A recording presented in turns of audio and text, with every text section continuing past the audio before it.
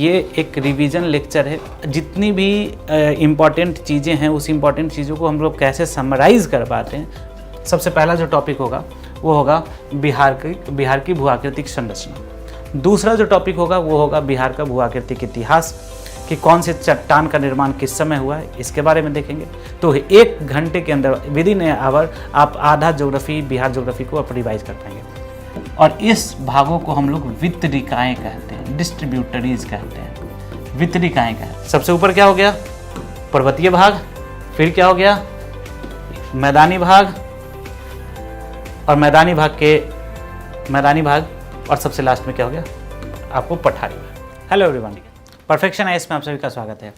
Friends, पिछले 2 दिनों से मैं लगातार आपसे रिवीजन के बारे में चर्चा कर रहा हूँ, और आज हम उस कड़ी को आगे बढ़ाते हुए ये समझेंगे कि कैसे रिवीजन किया जाए, क्विक रिवीजन किया जाए। और उसके लिए मैं आपको एक रिवीजन का एक लेक्चर भी लूँगा जो कि बेसिकली बिहार से संबंधित होगा, और इसमें मैं लगभग सारे फिजिकल फीचर्स को इंक्लूड करूँगा और देखेंगे कि कैसे 15 से 20 मिनट में हम लोग इन सारी चीज़ों को एक बार रिवाइज कर पाते हैं।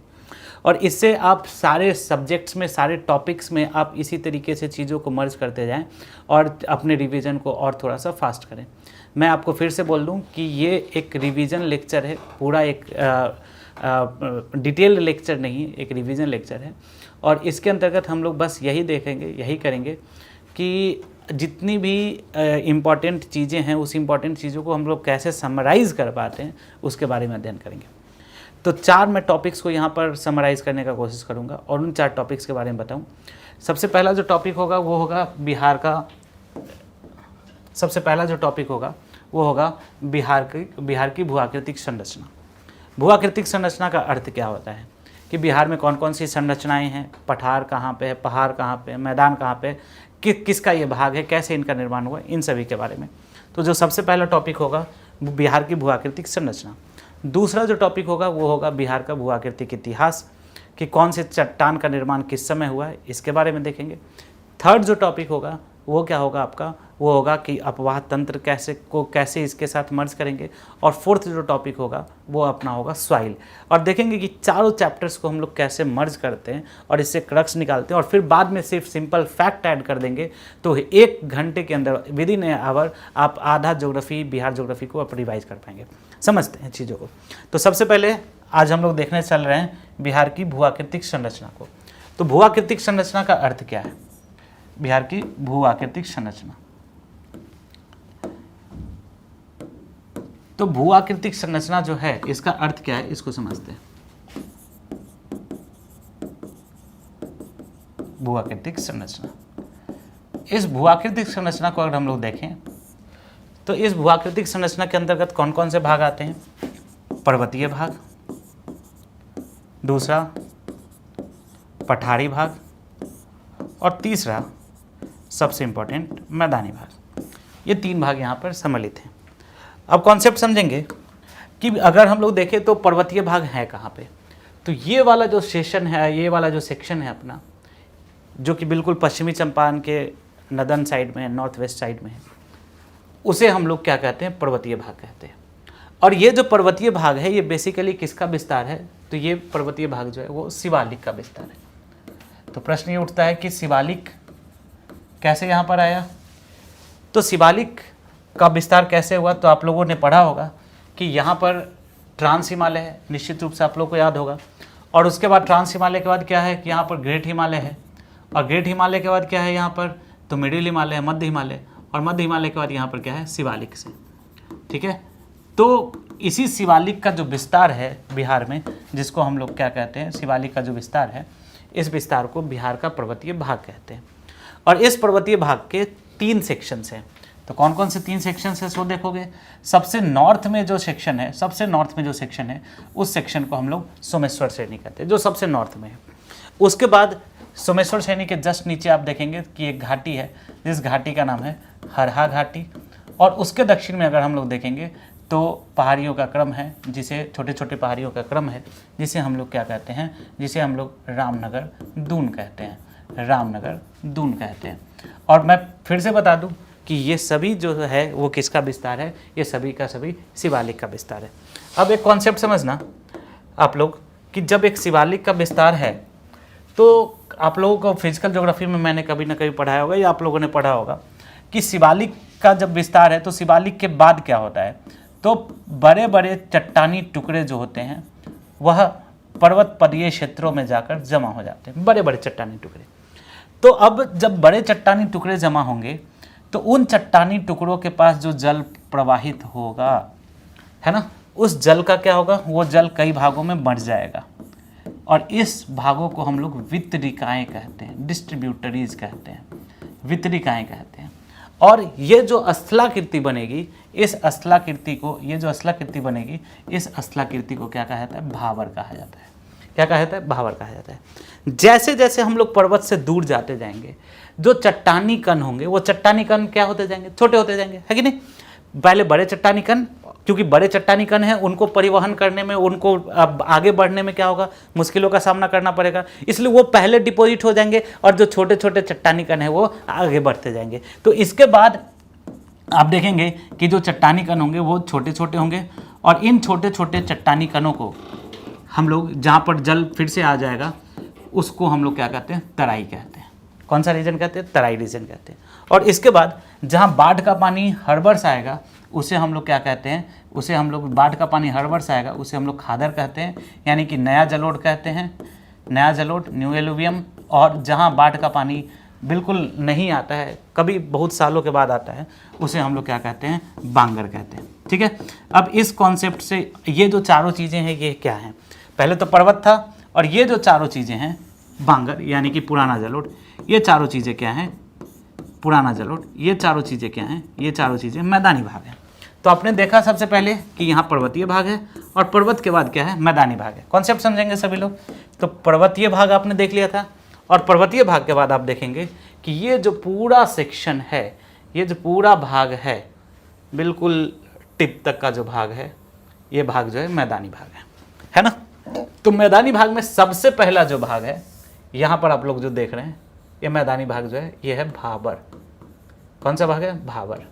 और इस भाबर के जस्ट दक्षिण में आप देखेंगे, मैं इसको दूसरे कलर से डिनोट कर देता हूँ, यहाँ से लेकर बिल्कुल ये पूरा सेक्शन जो है आप देखेंगे कि ये जो भाग है ये कौन सा भाग है, तराई का भाग है। तो पहले आपने भावर देखा और भावर के जस्ट नीचे एकदम नैरो विड्थ में 8 से 10 किलोमीटर की पट्टी में आप देखेंगे कि तराई का रीजन है। और आप देख रहे होंगे कि सबसे पूर्व में इसकी चौड़ाई जो है वो क्या है, सबसे ज़्यादा है। इसीलिए आप देखते हैं कि किशनगंज में जो इसकी चौड़ाई होती है वो क्या होती है, सबसे ज़्यादा होती है। उसके बाद आपने देखा कि जो मैदान है, इस मैदान का निर्माण किसके कारण होता है, तो नदियों के आधार पर होता है। तो जैसे जैसे जहाँ जहाँ नदियाँ बहेंगी उन नदियों के आधार पर मैदानों का निर्माण होगा। तो ये जो पूरा मैदान है, इस मैदान को गंगा नदी बिल्कुल 2 भागों में विभाजित करती है और इस उत्तर वाले भाग को हम लोग उत्तर गंगा का मैदान कहते हैं, उत्तर गंगा का मैदान, और दक्षिण वाले भाग को हम लोग दक्षिण गंगा का मैदान कहते हैं। उत्तर वाले भाग को क्या कहते हैं हम लोग, उत्तर गंगा का मैदान, और दक्षिण वाले भाग को हम लोग क्या कहते हैं, दक्षिण गंगा का मैदान कहते हैं। अब इसको नदियों के आधार पर इसको देखते हैं कि कैसे आपने इसको पढ़ना है। अब ध्यान से समझना, यहाँ पर आप 2 रिवर्स देख रहे हो, क्योंकि मैदान का निर्माण जो हुआ वो किसके कारण हुआ है, नदियों के कारण हुआ है। नदियों के द्वारा लाए गए अवसादों के निक्षेपण के कारण हुआ है। तो चूंकि जब हिमालय का फॉर्मेशन हो रहा था तो यहाँ एक डिप्रेशन बन गया था और उसी डिप्रेशन में अवसादों का जो निक्षेपण हुआ, उसी अवसादों के निक्षेपण से किसका निर्माण हुआ है, मैदान का निर्माण हुआ है। तो मैदान का निर्माण हुआ तो देखोगे यहाँ पर एक नदी बह रही है, इस नदी का क्या नाम है, घाघरा। अब देखो किसका रिवीजन हो रहा है, अब आपका नदी का रिवीजन हो रहा है। तो घाघरा नदी, और इसके आगे आप देख रहे होगे कि एक नदी होगी जिसको हम लोग क्या बोलते हैं, गंडक नदी। तो घाघरा और गंडक के बीच का जो मैदान होगा उसे हम लोग कौन सा मैदान कहेंगे, घाघरा गंडक का दोआब कहेंगे। ठीक है, घाघरा नदी, और घाघरा नदी के बाद में क्या है, गंडक नदी। दूसरा आप देख रहे हैं कि गंडक नदी और बागमती नदी दिख रहे हैं आप लोग को, गंडक नदी और बागमती नदी। तो इनके बीच का जो दोआब होगा उसको हम लोग क्या कहेंगे, गंडक बागमती दोआब कहेंगे। सिमिलरली आप देख रहे होंगे बागमती नदी के बाद यहाँ पर कमला बलान नदी है, तो इनके बीच का, बागमती और कमला के बीच का जो मैदान होगा उसे हम लोग क्या कहते हैं, बागमती और कमला का दोआब कहते हैं, बागमती और कमला का दोआब कहते हैं। उसके बाद आप देख रहे होंगे कि कमला नदी और कोसी नदी है, क्योंकि कोसी का आपको पता होगा, आपने पढ़ा होगा, कई दिशाओं से प्रवाह होता है। तो इसके बीच कमला और कोसी का जो मैदान के बीच का जो दोआब है उसको हम लोग कमला कोसी दोआब कहेंगे। और इसके बाद आप देख रहे होंगे कि ये कोसी है और यहाँ पर महानंदा है। तो कोसी और महानंदा, तो इनके बीच का जो दोआब होगा उसको हम लोग क्या कहेंगे, कोसी महानंदा का मैदान कहेंगे। कितना आसान है आपको बस। और यहाँ से क्या हुआ कि मैदान के साथ साथ आपने किसका भी रिवीजन कर लिया, नदी का भी। ठीक है, तो अभी मैं फिर से बोल दूँ कि फैक्ट्स मैंने ऐड नहीं किया, ये पूरा लेक्चर नहीं है, डिटेल लेक्चर नहीं है, मैं आपको रिवीजन के थ्रू बता रहा हूँ कि कैसे करना है रिवीजन। ठीक है, तो सबसे पहला घाघरा गंडक दोआब हो गया, गंडक बागमती का दोआब हो गया, उसके बाद क्या हो गया, बागमती कमला का दोआब हो गया, कमला उसके बाद क्या देखा, कोसी महानंदा का दोआब हो गया। तो इस तरीके से आपने उत्तर गंगा के मैदान को पढ़ लिया, उत्तर बिहार के मैदान को पढ़ लिया। सिमिलरली अब दक्षिण बिहार के मैदान को देखें तो इनका भी जो क्लासिफिकेशन है वो क्लासिफिकेशन किसके आधार पर किया गया, इनका भी जो क्लासिफिकेशन किया गया वो भी बहुत हद तक आप देखेंगे कि इनका भी क्लासिफिकेशन नदियों के आधार पे है। तो यहाँ से एक नदी बह रही है, इस नदी का नाम है सोन नदी, है ना, सोन नदी।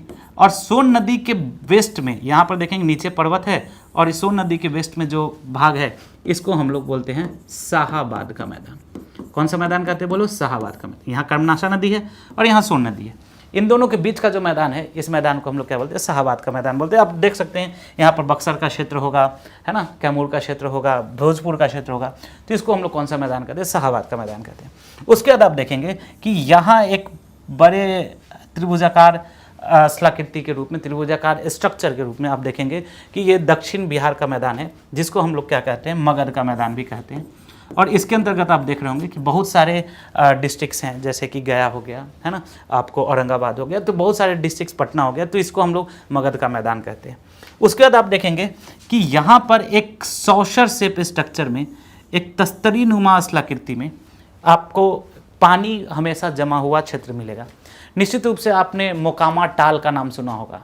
टाल एक अपभ्रंश है जिसकी उत्पत्ति तालाब से हुई है, और तालाब कैसे यहाँ बना इसके बारे में बताता हूँ। पहले तो एक समझे कि ये जो टाल है, ये टाल एक सॉसर शेप स्ट्रक्चर है, एक तस्तरी नुमा शिलाकृति है, तस्तरी नुमा शिलाकृति।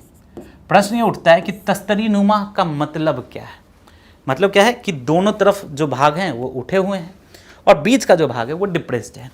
तो आप देखेंगे कि गंगा नदी के द्वारा अवसादों के निक्षेपण से इसका दक्षिणी भाग जो है वो क्या होता है, उठ जाता है। और इसके दक्षिण में आप देखेंगे कि यहाँ पर पठारी भाग आपको दिख रहा होगा निश्चित रूप से, ये जो पठारी भाग है, इस पठारी भाग के कारण, ये पठारी भाग जो दिख रहा है, इस पठारी भाग के कारण इधर की भी जो ऊंचाई है वो ज़्यादा है। तो आप कॉन्सेप्ट समझना, दोनों तरफ ऊंचाई ज़्यादा है, और ऊंचाई ज़्यादा होने के कारण बीच में जो है एक डिप्रेशन, एक क्षेत्र बन जाता है, डिप्रेशन का क्षेत्र, जिसको हम लोग क्या बोलते हैं, टाल का मैदान।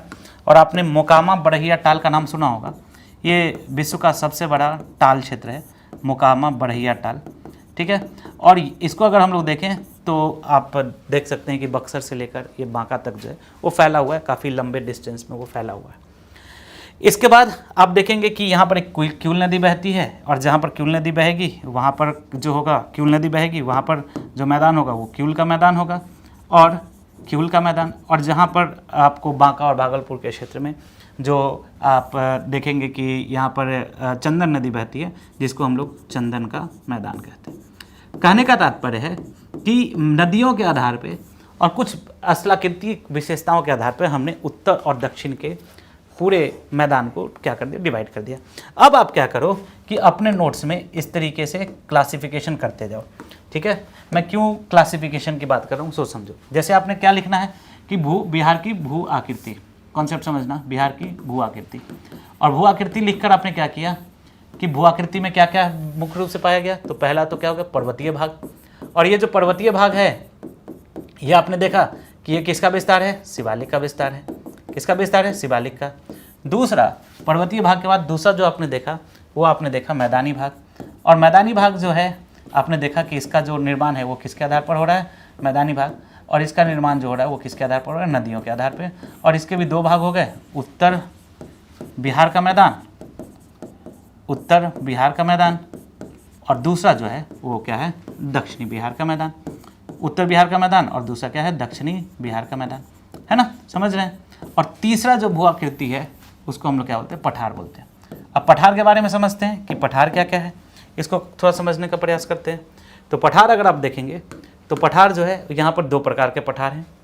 एक जो पठार है वो क्या है, कैमूर का पहाड़ियाँ जिसको कहते हैं, और ये दूसरे क्रम का चट्टान है। मैं अभी जैसे ही आपको भू आकृतिक इतिहास पढ़ाऊँगा उस समय आपको बताऊँगा।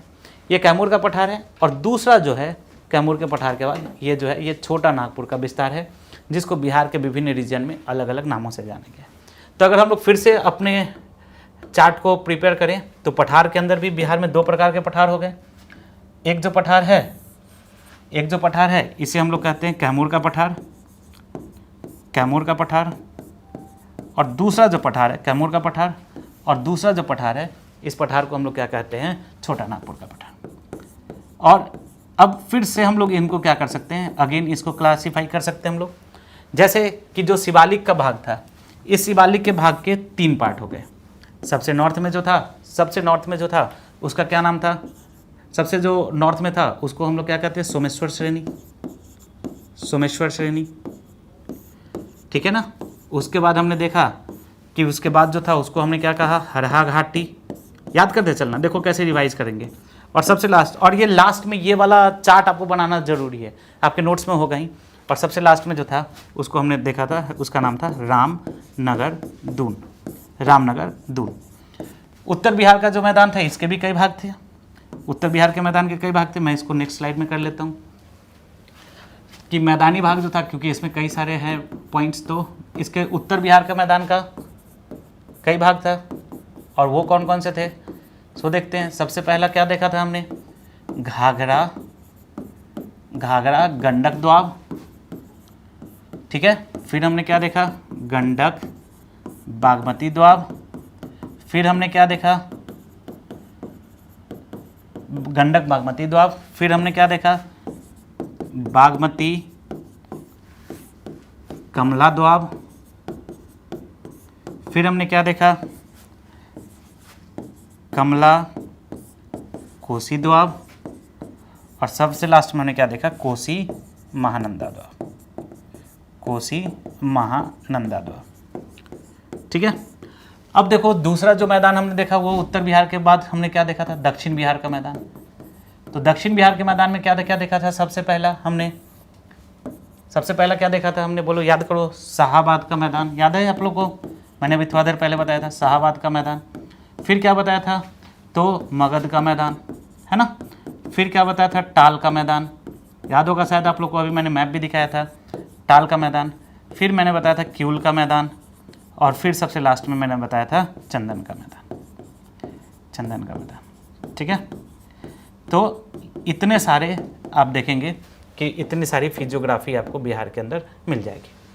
अब देखो सबसे लास्ट में आपने देखा कि पर्वतीय भाग, तो पर्वतीय भाग का हमने देखा 2 पार्ट, एक को कैमूर का पठार कहते हैं और दूसरे को छोटा नागपुर का।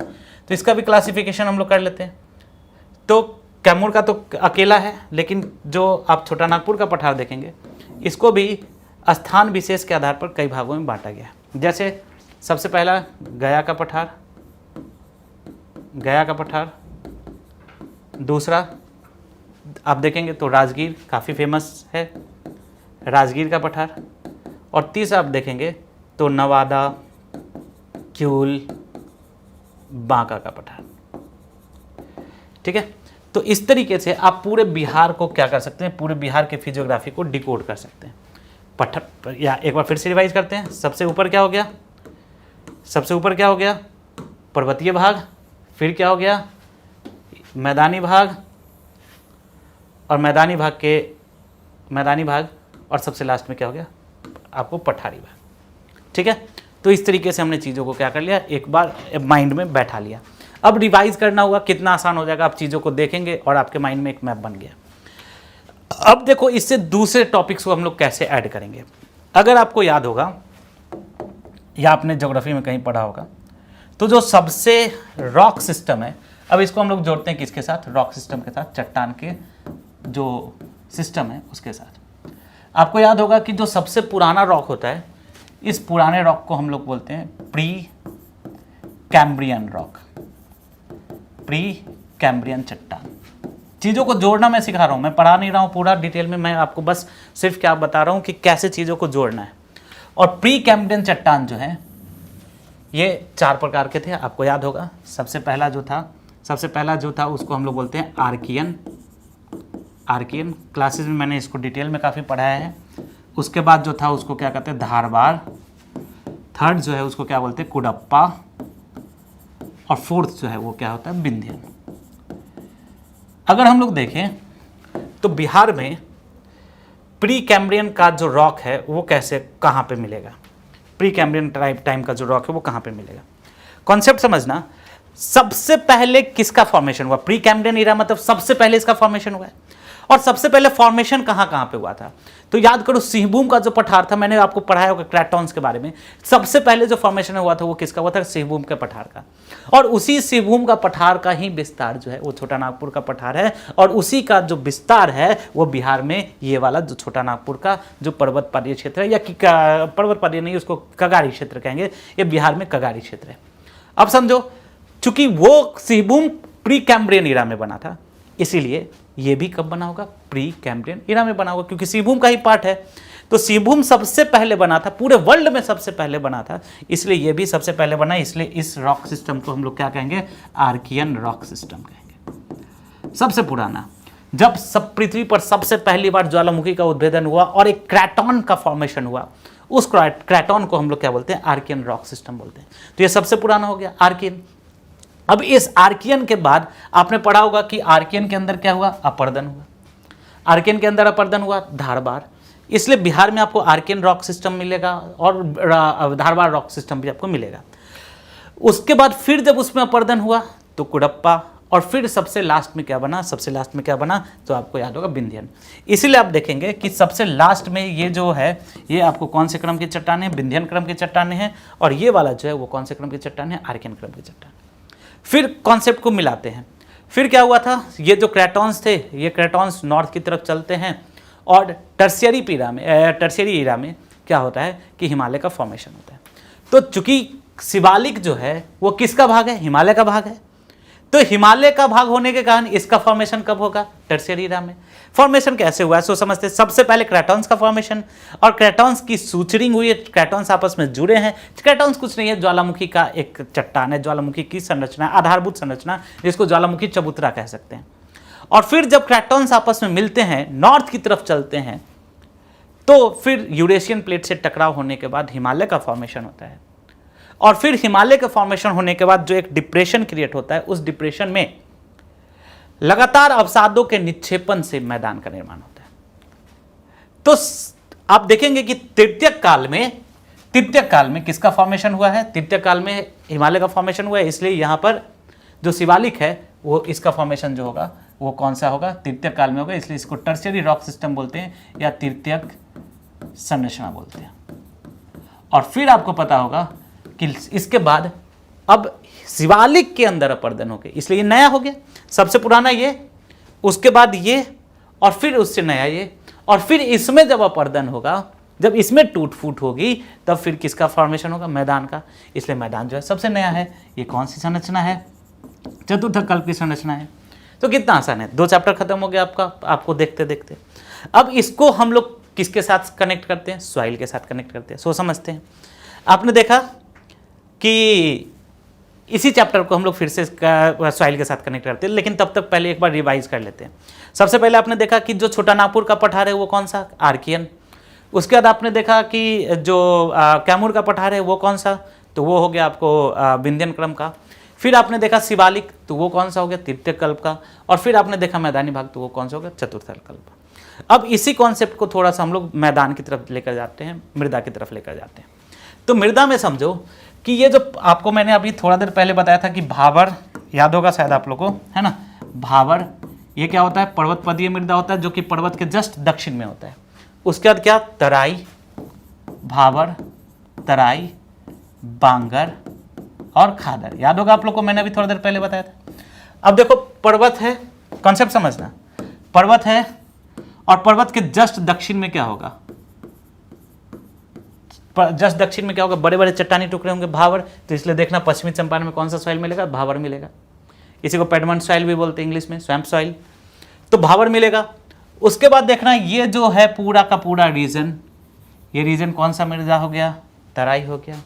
जहां आप देखेंगे कि क्या है, जहाँ पर नदियों का बेसिन है, नदियाँ जहाँ से प्रवाहित हो रही हैं, वहाँ हर बार बाढ़ आएगा, और जब बाढ़ आएगा तो वो क्या हो जाएगा, खादर होगा, क्योंकि नया जलोढ़ है। और जहाँ बाढ़ नहीं आएगा वो क्या हो जाएगा, बांगर हो जाएगा। ठीक है, तो अब देखेंगे कि ये वाला जो नदियों का जो रीजन है, इस नदियों के रीजन में आप देखेंगे, नदियों का जो रीजन है, इस रीजन में आप देखेंगे कि कौन सा सॉइल मिलेगा आपको, ज़्यादातर आपको खादर सॉइल मिलेगा। अब कॉन्सेप्ट समझना। इसके अलावा जब जहाँ नदियाँ हैं, नदियाँ लगातार प्रवाहित हो रही है, वहाँ पर खादर सॉइल, और जहाँ बिल्कुल भी नदियाँ नहीं जा रही हैं वहाँ पर क्या, बांगर सॉइल। और इन दोनों के बीच का रीजन, जहाँ बांगर खत्म हो रहा है और खादर शुरू हो रहा है, उसके बीच का रीजन को ही हम लोग क्या कहते हैं, बल सुंदरी सॉइल कहते हैं। बालू की अधिकता होने के कारण उसको हम लोग कौन सी सॉइल कहते हैं, बल सुंदरी सॉइल कहते हैं। इसलिए आप देखोगे कि इसमें कई सारे ऐसे रीजन्स हैं जहां पर आपको कौन सा सॉइल मिलेगा, बल सुंदरी सॉइल मिलेगा। कॉन्सेप्ट समझो, फैक्ट आप ऐड कर लेना खुद से। ठीक है, सबसे पहले भावर, फिर क्या हुआ, तराई, फिर जहां नदियां पहुंच गई खादर, जहां नदियां बिल्कुल नहीं पहुंची बांगर, और दोनों के बीच का बल सुंदरी सॉइल। ठीक है, लोकेशंस मैं अभी नहीं बता रहा हूं, यहां से आप इसको डाउनलोड कर लेना, देख लेना। इसके अलावा अगर हम लोग देखें तो जो पुराना जलोढ़ था, जिसको हमने यहाँ पर बांगर कहा था, उसी बांगर सॉइल को दक्षिणी बिहार में हम लोग क्या कहते हैं, करैल कैवाल सॉइल कहते हैं। तो चूंकि दक्षिणी बिहार में आप देखेंगे कि बहुत ज़्यादा क्या नहीं आता है, बाढ़ नहीं आता है, इसलिए अधिकांश जो जगह मिलेगा, इस अधिकांश जगह पे आपको कौन सा सॉइल मिलेगा, करैल कैवाल सॉइल मिलेगा। और गंगा नदी जब बहती है तो वो अपने दक्षिणी हिस्से पे अवसादों का निक्षेपण करती है। एकदम 8 से 10 किलोमीटर के रेंज में आप देखेंगे कि अवसादों का निक्षेपण हो रहा है, और ये जो अवसादों का निक्षेपण हुआ है एकदम गंगा नदी जहाँ बढ़ी उसके दक्षिण में, ये जो अवसादों का निक्षेपण हुआ है, इसी को हम लोग कगारी सॉइल कहते हैं। कगारी सॉइल किनारे में है, इसलिए कौन सी सॉइल, कगारी सॉइल। अब समझो, जहाँ टाल का क्षेत्र होगा वहाँ पर टाल का मृदा, और अन्य जगहों पर कौन सी मृदा होगी, अन्य जगहों पे कौन सी मृदा होगी, तो अन्य जगहों पे आपको करैल कैवाल सॉइल, जो कि क्या है, कोई नया सॉइल नहीं है, वो बांगर सॉइल है, जिसको भांगर भी कहते हैं। अब समझना, जैसे जैसे हम लोग दक्षिण की तरफ जाएंगे तो पठारी भाग आ रहा है, तो पठारी भाग आ रहा है तो क्या होगा, मैदान खत्म हो रहा है और पठार शुरू हो रहा है। कॉन्सेप्ट समझना, यहाँ पे मैदान खत्म हो रहा है और पठार शुरू हो रहा है। तो मैदान से आपको क्या मिलेगा, मैदानी भाग में आपको क्या मिलेगा, बालू, और जैसे पठारी बालू का भाग मिलेगा, और जैसे पठारी भाग शुरू हो रहा है वहाँ पर आपको क्या मिलेगा, पत्थर मिलेगा। दोनों को मिला दो तो जहाँ मैदानी भाग खत्म हो रहा है और पठारी भाग शुरू हो रहा है, बालू प्लस पत्थर, दैट इज बलथर। बालू और पत्थर दोनों को मिला लो तो यहाँ से कौन सा सॉइल बन जाएगा, बलथर सॉइल, जहाँ पर आपको बालू की भी अधिकता होगी और पत्थर की भी। बालू खत्म हो रहा है और पत्थर शुरू हो रहा है, इस दोनों के बीच का जो एक ट्रांजिशनल सॉइल है, इस ट्रांजिशनल सॉइल को हम लोग कौन सा सॉइल कहते हैं, बलथर सॉइल कहते हैं। अब यहाँ पर दो अलग अलग भाग हैं, एक क्या है, एक जो भाग है वो है आपको कैमूर का पठार, और दूसरा छोटा नागपुर का पठार। तो छोटा नागपुर का पठार है तो पठारी भाग में आपको पता होगा, मैंने पहले भी कभी ना कभी पढ़ाया होगा कि यहाँ पर लाल पीली मृदा मिलती है, और जब छोटा ये कैमूर का पठार है, इस कैमूर के पठार में आपको पता होगा कि चूना पत्थर की अधिकता है, लोहे का अंश कम है, क्योंकि अवसादी चट्टान है तो लोहे का अंश कम है। ठीक है, इसलिए यहाँ पर आपको सिर्फ और सिर्फ कौन सा सॉइल मिलेगा, लाल मृदा मिलेगा।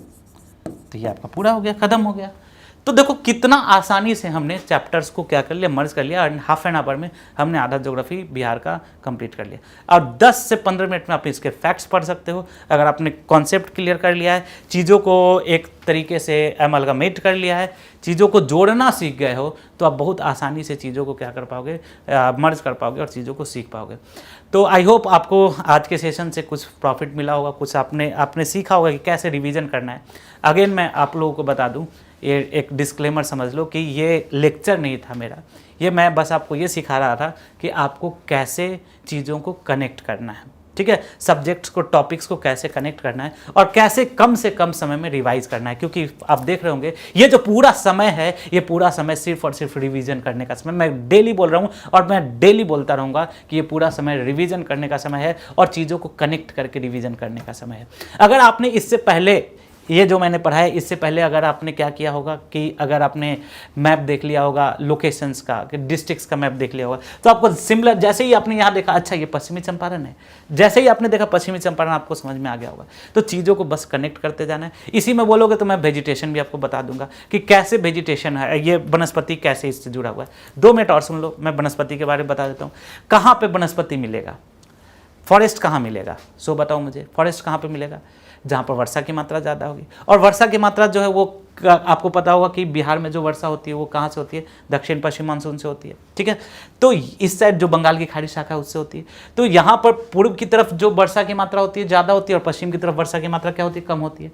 उत्तर की तरफ वर्षा, क्योंकि ये हिमालय से टकराकर वर्षा होता है, तो उत्तर की तरफ वर्षा की मात्रा ज़्यादा होती है, दक्षिण की तरफ कम होती है। तो जहाँ वर्षा की मात्रा ज़्यादा होगी वहाँ पर डेंस फॉरेस्ट होगा। लेकिन पूरे 200 सेंटीमीटर से ज़्यादा वर्षा होती नहीं है बिहार में, तो इसलिए आपको यहाँ पर कौन सा फॉरेस्ट मिलेगा? पर्णपाती वन मिलेगा। और पर्णपाती में भी जहाँ वर्षा ज़्यादा, 120 सेंटीमीटर से ज़्यादा वर्षा, 120 सेंटीमीटर से ज़्यादा वर्षा, वहाँ पर आर्द्र पर्णपाती, और 120 सेंटीमीटर से कम वर्षा, वहाँ पर शुष्क पर्णपाती। देखो कितना आसान है। अब देखो इस रीजन में वर्षा की मात्रा ज़्यादा होगी कि नहीं होगी? क्योंकि वर्षा इधर से होता है, तो वर्षा की मात्रा ज़्यादा होगी, तो यहाँ पर क्या होगा? आर्द्र पर्णपाती। और यहाँ पर वर्षा की मात्रा कम होगी कि नहीं होगी? बिल्कुल कम होगी, क्योंकि वर्षा ऐसे आएगा और ऐसे आएगा, ठीक है, मतलब पूर्व से पश्चिम की तरफ। तो निश्चित रूप से यहाँ पर वर्षा की मात्रा कम होगी, और जब वर्षा की मात्रा कम होगी तो यहाँ पर कैसा मृदा, यहाँ पर कैसा वनस्पति? शुष्क पर्णपाती। तो इस तरीके से चीज़ों को कनेक्ट करना है और कनेक्ट करके पढ़ना है, रिवीजन इसी तरीके से करना है, ठीक है। आई होप आप लोग को समझ में आया होगा। आपका बहुत ज़्यादा मैं टाइम नहीं लूँगा, और इसी तरीके से चीज़ों को आगे करते हैं। मिलते हैं नेक्स्ट लेक्चर में। आपको जो भी टॉपिक्स लगे कि आप कि इसके ऊपर लेक्चर होना चाहिए, तो मैं डेफिनेटली उसको लेकर आऊँगा। और मेरा ये प्रयास होगा कि आप सभी के समक्ष मैं करंट अफेयर्स की सीरीज़ लेकर आऊँ, और करंट अफेयर्स के थ्रू कम से कम 500 क्वेश्चंस के थ्रू मैं सारे मंथ के करंट अफेयर्स आपको डिटेल में एनालिसिस करा दूँ। टिल देन आप पढ़ते रहिए, लगातार रिवाइज करते रहिए, और हमारी टीम परफेक्शन आईएएस की तरफ से आपको हार्दिक शुभकामनाएं। आप लोग अच्छा करें। All the best. Thank you.